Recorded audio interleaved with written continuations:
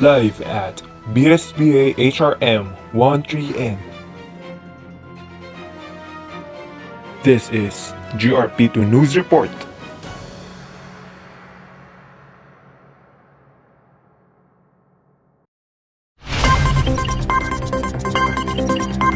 Audio Jungle.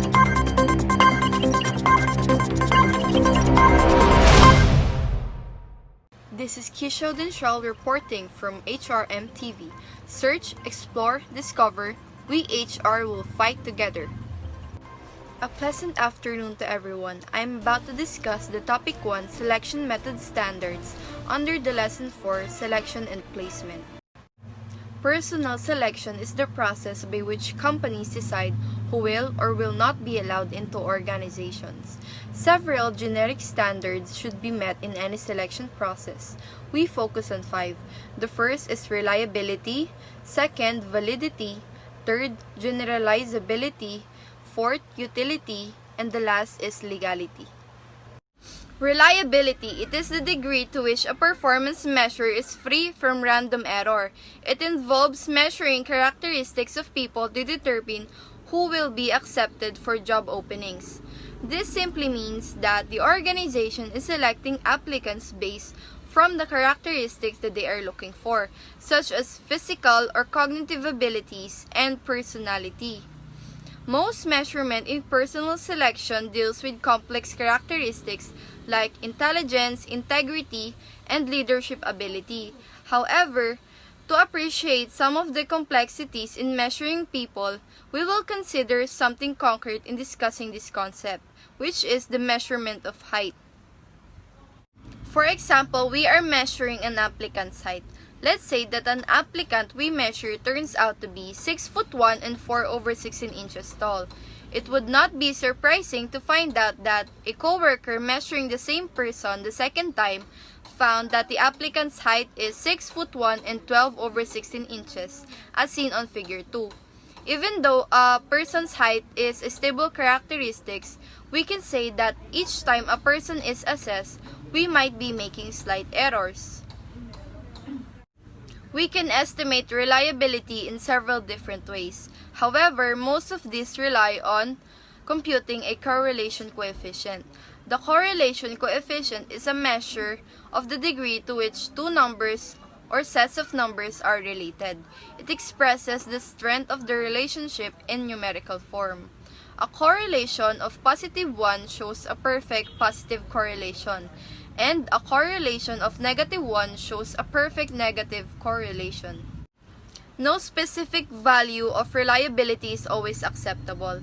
All else being equal, the more reliable a measure is, the better, because the required reliability depends in part on the nature of the decision being made about the people being measured. The next standard is validity. It is the extent to which a performance measure assesses the only relevant aspect of a job performance. It simply means that a measure has to be reliable for it to have any validity. Criterion-related validation. It is the method of establishing the validity of a personnel selection method by showing a substantial correlation between test scores and job performance scores. It comes with two varieties. The first one is concurrent validation. They will measure the employee's job performance and test scores to obtain a correlation between these two sets of numbers. The second one is predictive validation. It seeks to establish an empirical relationship between test scores taken prior to being hired and eventual performance on the job. However, if sample size are small, content validation is an alternative test validation strategy that can be used. It is performed by demonstrating that the items, questions, or problems posed by a test is a representative sample of the kinds of situations or problems that occur on the job. Content validation has two limitations. First, the person who is to be hired must have the knowledge, skills, or abilities at the time that she is hired. Second, because subjective judgment plays a large role, it is critical to minimize the amount of inference involved on part of the judges. Thus, the judges' ratings need to be made with respect to relatively concrete and observable behaviors. The third standard is generalizability. It is defined as the degree to which the validity of a selection method established in one context extends to another context. It simply means that the validity of a selection method is applicable and can be used to other contexts as well. There are two primary contexts. First is different situations, such as jobs or organizations, and second is different samples of people. Just as reliability is necessary but not enough for validity, validity is necessary but not enough for generalizability. Validity generalization. It is an alternative for validating selection methods that cannot employ criterion-related or content validation. It uses a three-step process. The first step, the company provides evidence from previous criterion-related validity studies conducted in other situations that shows that a specific test can be used as a validation for a specific job. The second step is the company provides evidence from job analysis to document that the job it is trying to fill is similar in all major aspects to the job validated elsewhere. Finally, if the company can show that it uses a similar test to that used in the validated setting, then one can generalize the validity from the first context to the new context. In these three steps, it simply means that a company needs to provide previous studies that shows a specific test can use for a specific job. And then, a company needs to also provide evidence from job analysis that the new job is similar in all major aspects from the previous job. And finally, if the company can show that it uses a similar test, then one can generalize the validity from the first context to the other context. Utility. This is the fourth standard. It is the degree to which the information provided by selection method enhances the effectiveness of selecting personnel in organization. Means that the more reliable, valid, and generalizable the selection method is, the more utility, benefits, or usefulness it will have. Legality is the final standard, and all selection methods should conform to existing laws and existing legal precedents. Labor Code of the Philippines is an example law. It is the law that governs employment practices and labor relations in the Philippines. Now let us take a recap of the standards that was discussed. First is reliability, measuring characteristics of applicants that will be accepted in the organization. It uses correlation coefficient to measure the relationship of two variables. The second one is validity. It assesses the only relevant aspect of job performance. It has two criterion-related validation, which are concurrent validation and predictive validation, and it also uses content validation. The third one is generalizability. The validity of selection method in one context can be applicable to other contexts. The two contexts are situations and samples of people, and under this is validity generalization, which uses a three-step process. Fourth is utility. The provided information enhances the effectiveness of the organization. And the last one is legality. It simply says that other selection methods should abide by the laws.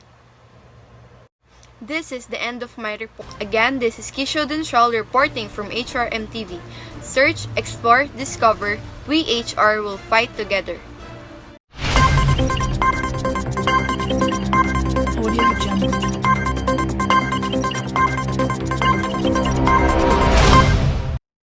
This is Jaira Rose L. Juliano of HRM TV.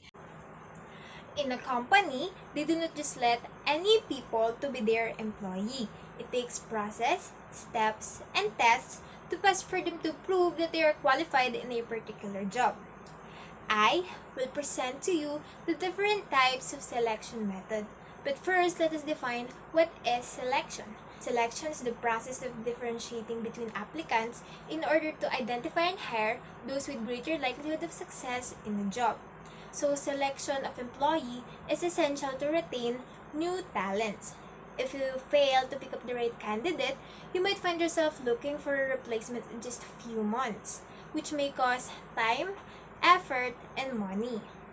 The word selection is also sometimes comparable with the word recruit, but they're completely different from each other.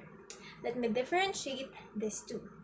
In recruitment, they find and encourage interested people in a job, while in selection, they carefully pick up the right candidate from the numbers of applicants that were recruited. Recruitment is said to be positive in its approach. Why? Because it attracts many applicants as possible. Meanwhile, in selection, it is said to be negative because it seeks to eliminate many unqualified applicants as possible. So, interview is a one-on-one conversation and dialogue between the interviewer and the interviewee. I have here two concrete steps upon conducting selection interview. First, HR staff should keep the interview standardized, structured, and focused on goal. So why is it essential for an interview to be structured, standardized, and focused on goal? An interview should be prepared, organized prior to the interview itself. An interview cannot be misled by unimportant questions because of the limited time. And you don't need to learn everything that is about the applicant because you cannot take the entire 24 hours talking about it. Next, asking situational questions. Asking situational questions rather that might arise on the job can be helpful to determine what would an applicant most likely to do if she or he is present in an actual workplace. From there, you may learn their personality and characteristic in an actual workplace. So I have here two types of situational interview. First is future-oriented, which may mean what an applicant most likely to do in the future. And next is the experience-based. The applicant would answer about his or her experience. On the first question, you will know how the applicant can be thoughtful enough in motivating co-workers. You will know how the applicant will react in a certain conflict and how he or she will try to resolve it. And lastly, how an applicant would change from such a certain situation. Patterned interview. Patterned interview are step-by-step guidelines upon conducting an interview. A patterned interview are planned and structured to ensure the consistency among the candidate experience and the interview result. The first is opening and overview. To begin with the interview, you must put the applicant at ease with appropriate small talks and introductions. Why? It is to reduce the nervousness of an applicant. Next, experience. Ask about his or her experience. You can ask about his educational background. It is to confirm his or her experience. Next, self-evaluate. Have the applicant self-evaluate or self-reflect his knowledge, ability, and skills level. Next is behavioral. Ask about his or her past job performances. It may be probable future on the job experience and behavior. Next is closing. Lastly, the closing. Give the applicant realistic preview about the job and let the applicant raise questions and clarifications. Now, let's move on to reference. Referents are people called referees who can testify about your character, skills, and abilities to prospective employers. So it has different purposes. Number one is verify information. So verifying information can identify any loopholes on the information provided by the applicant on his or her application blanks and or during his or her interview. Next is gain insight from someone who observed. Talking to people who have been in contact with him will help the employer to know about the behavioral pattern of an applicant. With that, the employer can summarize whether that person will be able to handle the job successfully. Application blanks. It is a blank form in which we can collect the required information from the applicant. So these are forms to be filled out by an applicant by his or her personal information.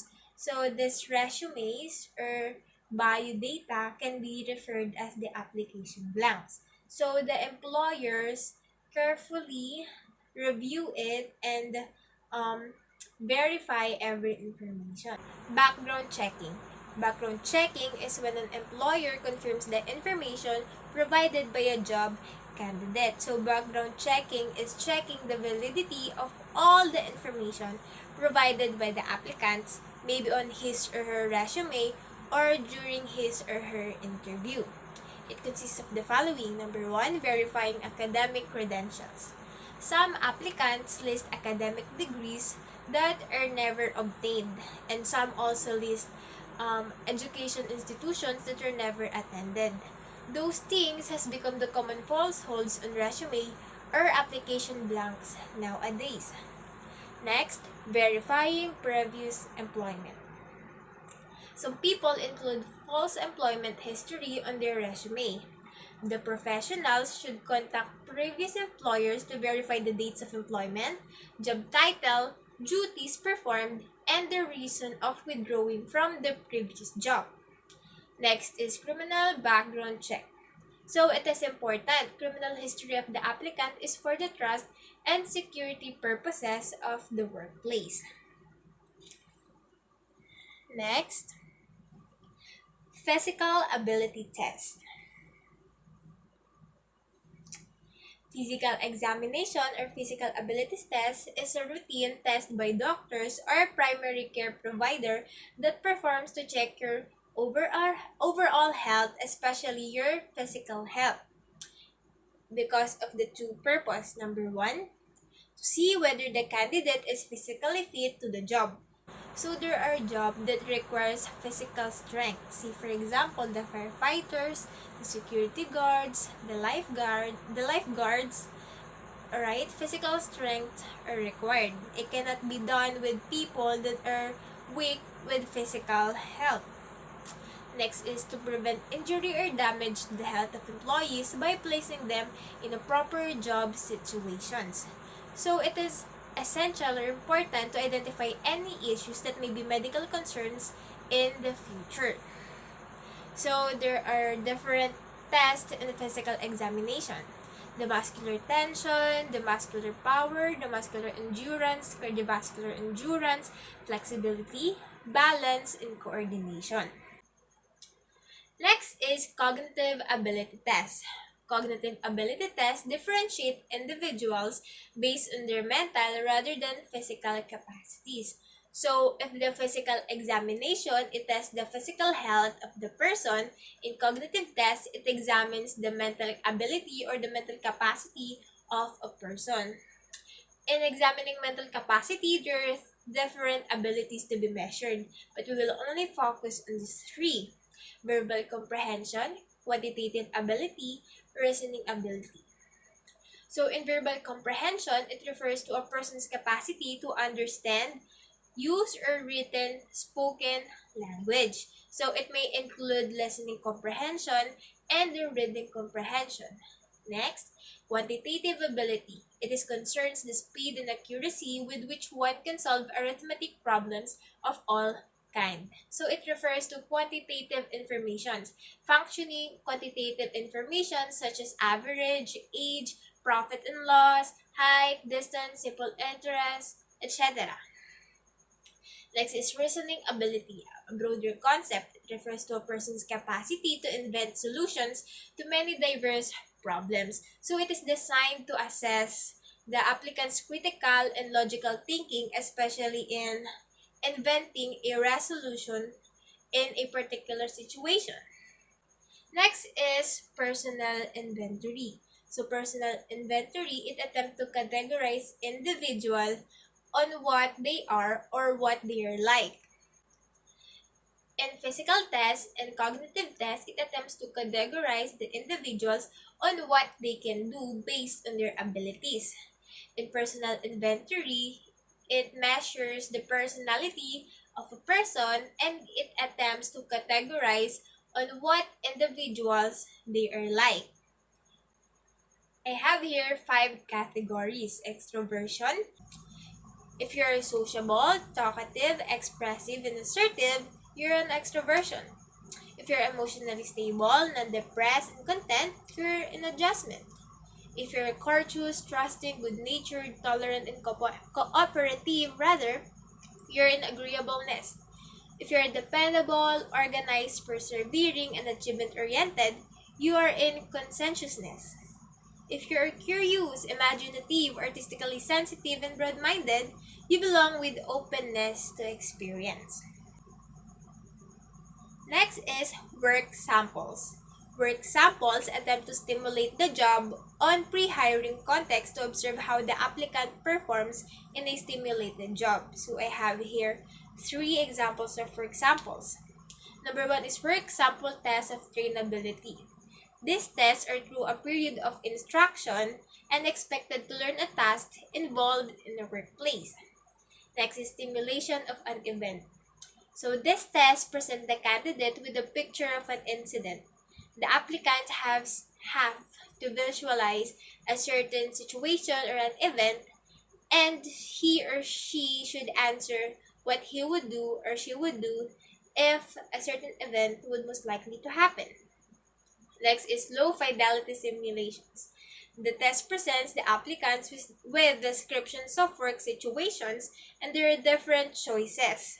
The applicant would choose which one he or she would decide or make. Next is honesty test. Honesty test is designed to assess an applicant's tendency to be honest, trustworthy, and dependable.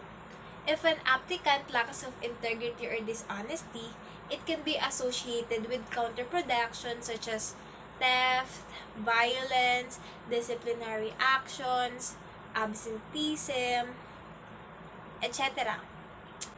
Before, many companies primarily use the use of polygraph or lie detector tests to assess the applicant.